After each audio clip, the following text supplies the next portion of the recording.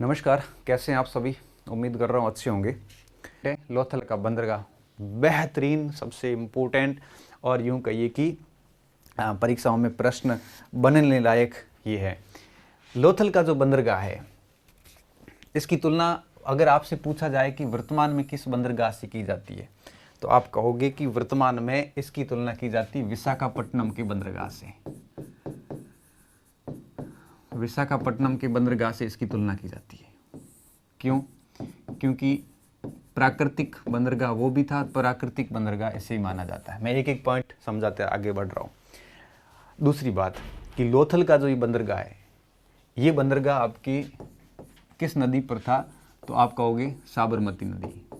उस समय साबरमती नदी की वो धारा थी और बाद में कहते हैं कि साबरमती की एक उपधारा भोगवा नदी पर यह बंदरगाह बना हुआ था। इस चीज का भी ध्यान रखना। तीसरी बात कि वास्तव में ये बंदरगाह था, तो यहां पर दो मत है।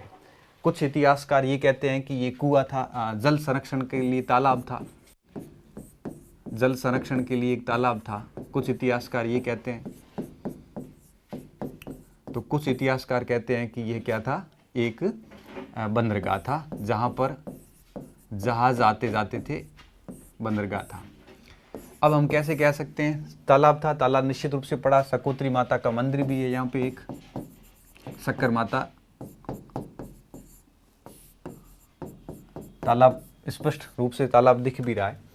बंदरगाह कैसे कह सकते हैं? यहाँ से ईरान की सीलें प्राप्त हुई है, मुद्राएं प्राप्त हुई है, यहाँ से नावों के मॉडल प्राप्त हुए हैं, यहाँ पे अंतर्राष्ट्रीय व्यापार के ऐसे साक्ष्य प्राप्त हुए हैं।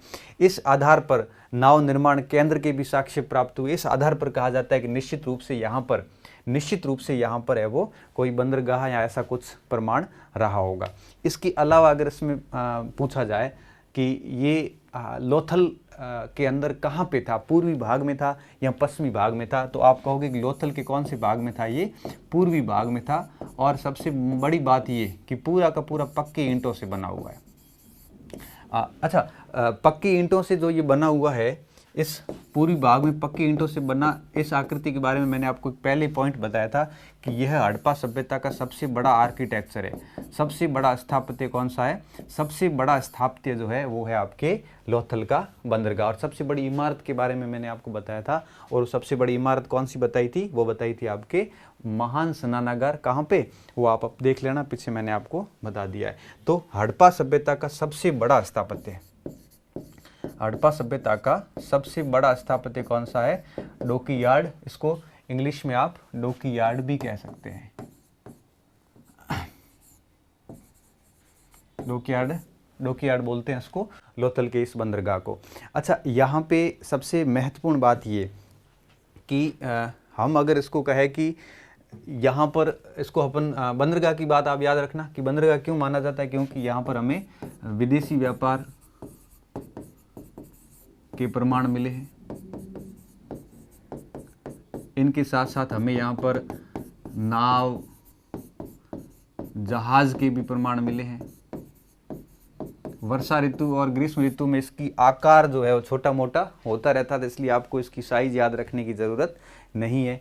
उत्तर में यहाँ पर 12 मीटर एक प्रवेश द्वार मिला है, 12 मीटर, और यहीं से जहाज प्रवेश करते थे, यहीं से जहाज प्रवेश करते थे। तो जहाज का प्रवेश यहाँ से होता था, इस पूरे के पूरे डॉकयार्ड से। तो ये कुछ डॉकयार्ड के बारे में कुछ बातें थी जो आपको याद रखनी है, और इसका स्क्रीनशॉट ले लेना, अच्छे तरीके से याद कर लेना। एक एक चीज़ वापस बता देता हूँ। इसकी तुलना विशाखापट्टनम बंदरगाह से की जाती है। दूसरा, साबरमती ऑप्शन आता तो साबरमती करना, अगर ये आता तो ये ऑप्शन कर लेना। जल संरक्षण भी था और यहाँ पर बंदरगाह भी था। बंदरगाह क्यों था? तब आप कहोगे कि विदेशी व्यापार के प्रमाण मिले और साथ साथ में यहाँ पर नावों और जहाज़ों के भी साक्ष्य प्राप्त हुए। यह आपके लोथल के पूर्वी भाग में अवस्थित था। पक्के ईंटों से बनी यह इमारत, स्थापत्य हड़प्पा सभ्यता का सबसे बड़ा स्थापत्य। यहाँ सकोत्री माता मंदिर भी है यहाँ पे, और 12 मीटर का एक गेट है जहाँ से जहाज है वो प्रवेश करते थे। ये लोथल का एक बंदरगाह था। ठीक है, स्क्रीनशॉट ले लेना इसको और बढ़िया तरीके से देख लेना। अब एक मुद्रा मिली है मोहर। मोहर के बारे में ऑलरेडी सब कुछ बता चुका हूँ आपको, इसमें कुछ शेष नहीं रहा अभी। ये पिरामिड है, और पिरामिड कहाँ मिले हैं हमारे को? ये हैं आपके किस देश के पिरामिड? मिस्र के पिरामिड हैं, और इनके बारे में ज़्यादा बातें बाद में की जाएगी। और सबसे खास बात ये, यहाँ पर मम्मी अर्थात मोम से ढकी हुई जो लाशें होती थी उनको सहेज कर रखा जाता था। राजाओं की होती थी जनरली लाशें, राज और राजाओं के परिवारों की लाशें रखी जाती थी इन पिरामिडों के अंदर। तो ये भी थोड़ा देख लेना। रहिए, हंसते रहिए और पढ़ते रहिए। धन्यवाद।